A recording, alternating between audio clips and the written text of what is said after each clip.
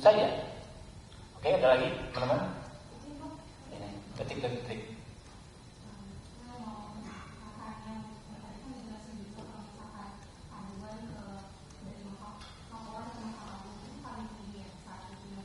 Ya, ya. Saya akan tahu. Ya, ini makanya ini gini. Kami mengklasifikasikannya sebagai aduan ke Mahkamah Agung. Tapi bahasa masyarakat itu dia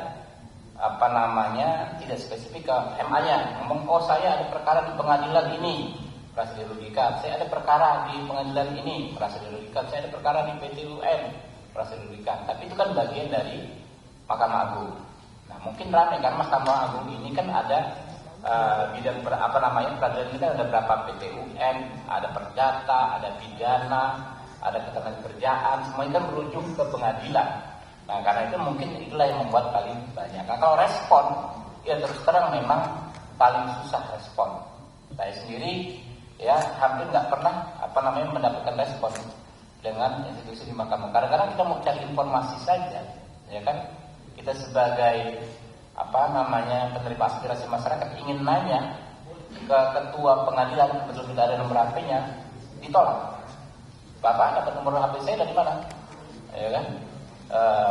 Saya tidak. Pokoknya hampir nggak pernah. Mungkin ada semacam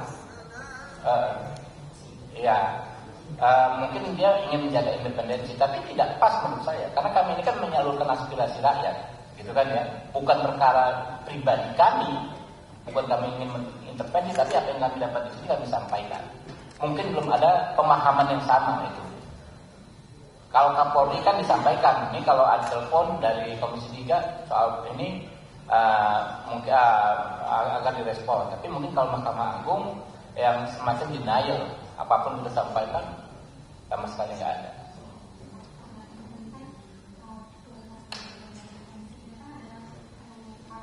Yes.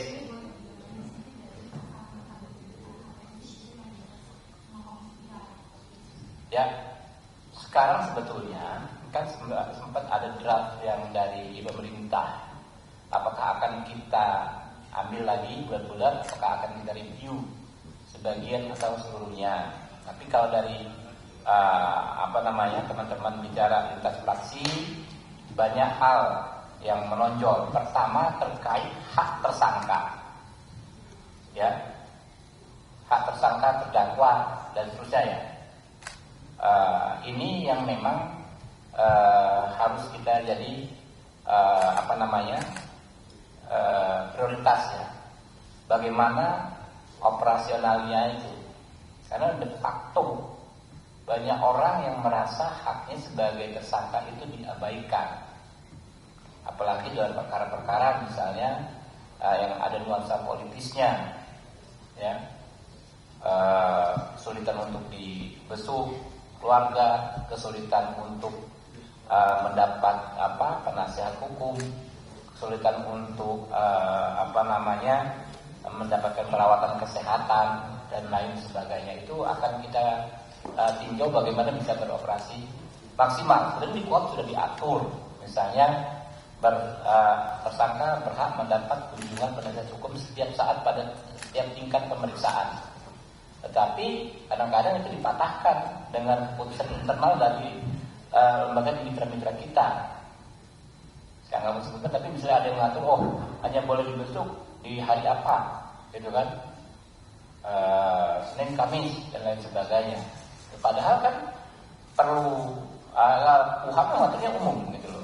Kemudian juga terkait hak tersangka ini hak advokat, ya. Juga banyak keluar masukan. Kita kalau berprofesi advokat di rejim kuhap yang sekarang ini hampir nggak ada harganya, ya. Beda dengan teman-teman kalau lihat film film yang lawyer Ellie McBeal ini yang sekarang apa tuh? Ada ya, Lincoln lawyer gitu kan, dia bisa berdebat. Ya, kalau kita nggak bisa, hanya bisa mendampingi terdakwa. Orang dipanggil sebagai saksi nggak bisa didampingi, gitu kan? bisa pun mendampingi sebagai tersangka, gitu kan, hanya bisa duduk diam dengar, catat. Padahal lawyer itu advokat itu adalah mempertahankan hak dari orang yang berpotensi bermasalah hukum atau orang yang sudah bermasalah hukum. Itu tidak akan maksimalkan. Yang ketiga juga soal institusi penahanan. Sekarang ini kan institusi penahanan itu berapa Pak Rifwanto ya? Ditahan sebelum vonis itu bisa 60 hari ya? 20, 30, 20, 40 berapa? 50, 80 hari ya? Coba 20 tambah 30, 50. 20 tambah 40, 120 hari. 120 hari orang Indonesia itu kalau bermasalah hukum bisa ditahan sebelum dia divonis bersalah atau tidak. Anda bayangkan 120 hari itu berapa bulan? 4 bulan ya Pak Rudi ya? Pak Rudi ini pengacara. Jadi kita misalnya ini ada orang itu dilaporkan ujaran kebencian atau apa gitu kan, ditahan dulu 120 hari, ya kan? Nanti di hari ke 120 baru di ini bisa bebas atau enggak demi hukum ya. Sudah babak belur di luar, ya. Kalau orang ditahan itu kan memiliki keterbatasan untuk membela diri. Ini sangat penting juga di perkara-perkara terkait politik dan ujaran kebencian. Karena kalau saya misalnya, saya siap-siap saja diadukan, dilaporkan. Kalau tidak menjabat DPR ya, berperkara di pengadilan. Yang penting jangan ditahan. Kalau ditahan, ya susah membela diri. Gimana mau membela diri? Posisi kita tertahan, dikerangkeng gitu kan. Nah itu institusi penahanannya masih ada evaluasi. Jadi konsep pra-peradilannya itu kan sekarang negatif. Orang kalau tidak ingin ditahan mengajukan pra-peradilan misalnya kan. Nah, apakah bisa ya konsep pra-peradilannya dibikin aktif, bukan negatif? Artinya tanpa ada gugatan pra-peradilan, hakim di awal semacam hakim komisaris menilai dulu nih, bisa nggak nih ditahan orang, gitu kan? Itu penting agar tidak terjadi penahanan yang sewenang-wenang.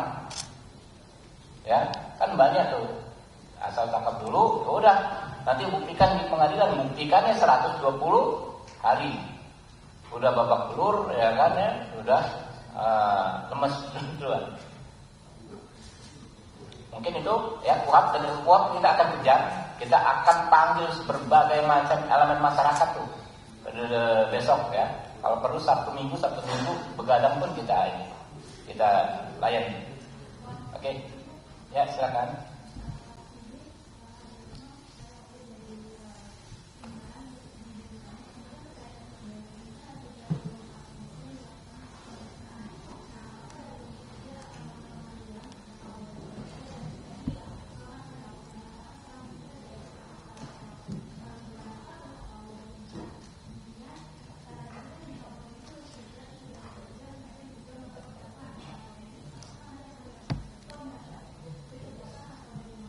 Ya itu dia, Anda tadi misalnya dengar yang saya sampaikan sejak awal, ini mengulang ya.